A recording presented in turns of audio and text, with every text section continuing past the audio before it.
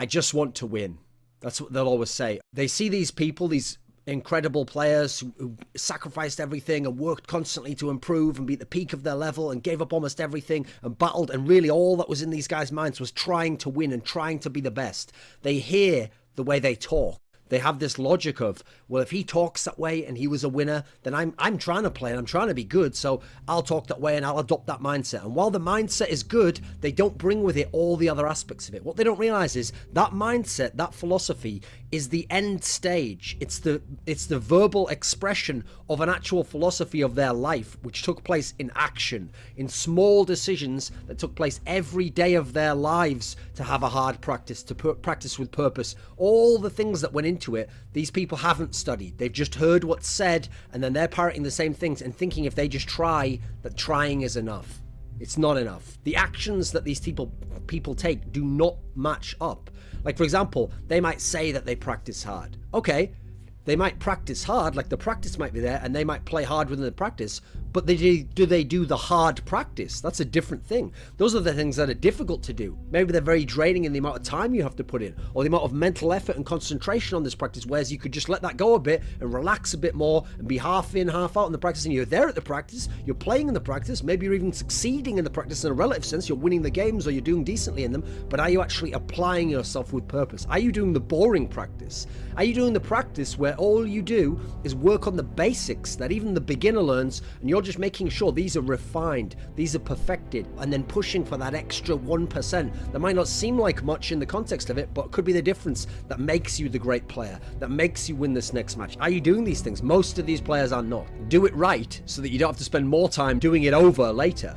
It's the idea that to fix something later might be harder than putting in the initial hard effort to do it the correct way now and refine it now. It's about practicing with purpose. It's not about just playing to win the practice or to win a single game. It's about practicing so that you improve and that you get the best aspects of your game to a high level, you minimize mistakes, and then a natural byproduct of that will be success and winning. You don't need to focus on winning the actual game. You need to focus on playing your best and making the best decisions and minimizing your mistakes. Then you will win games. You will win series. You will win tournaments. You will improve as a player. And as long as you're improving as a player, you will ascend through the ranks. It's irrelevant whether you win this game, because you can win this game and you can win the next game, but will you win the third game when you play the better player who you needed to have all these aspects in full refinement to be able to beat him? No, you won't, because you haven't worked on that. That hasn't been a goal of yours. Your goal was just to win. Do you DM every day with all the different weapons? Do you practice your proper technique in DM? Do you not just go for headshots in DM, but in a real game you just spray into the body? When you're in a practice game, do you practice the actual strategy? Do you do it in an offhanded manner and go, don't worry, in the real game it'll be okay? Well, the way that you practice is the way you're going to play in the game. It's the way you're going to be most comfortable. It's the way your habits will be formed. So if you practice sloppily and like a fuckhead, then you're going to play sloppily and like a fuckhead in the game. And then when it happens, you're going to go, that's not who I am. Like, I'm a better player than that. I know my skills better. No one gives a shit, mate. Do it in the game, or no one gives a flying fuck what you can do in practice. There was an all-time great player called Potty.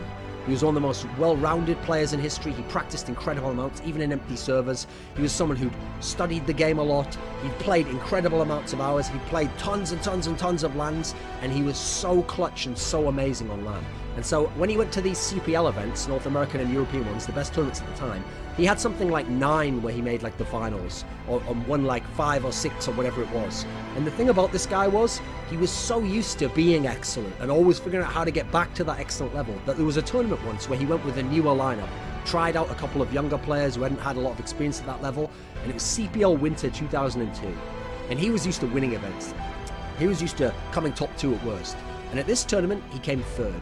And his team did well to come 3rd, and they had matches where they were outmatched and outclassed by some of the better teams, and things broke their own way at the key point, like 11-11 on Inferno, whatever it was, versus the Game Online team of Element.